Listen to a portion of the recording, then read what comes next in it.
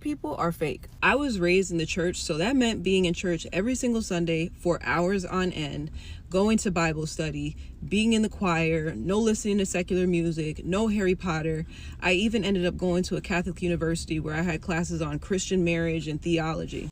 But now I realize I called myself a Christian, but I really was just a church person. There's a difference between people who are followers of Christ and people who are just churchy. Churchy people to me are people who do all the church things, but they don't actually live a life that is a reflection of Christ. And that's why it's so easy for people to leave Christianity, because their viewpoint of Christianity is a church experience and church people. Because if you left the church, you really have to ask yourself, did I leave the church because of what Jesus did? Or did I leave the church because of my experience with churchy people who weren't as kind, who were very judgmental, who went to church every single Sunday, but the second they're not in church, they're drinking, they're cussing, they're hypersexual, cheating on their spouses, assaulting young children, doing everything that is the opposite of Christ when they're not in the church. Those are churchy people. Those are not followers of Christ. And you had every right to want to leave the church because of that experience. But understand, a real relationship with Jesus comes with transformation.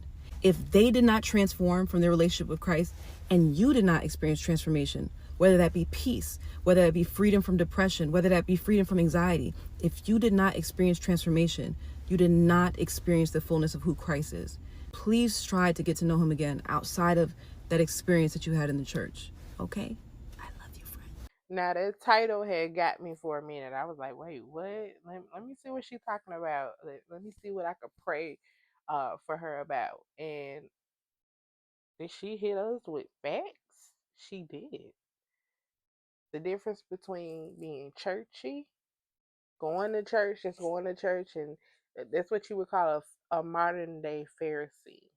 You know, you just living, doing this, doing that, but you don't have God in your heart, and you're not truly seeking Him, and you're not truly doing the things that He has called us to do.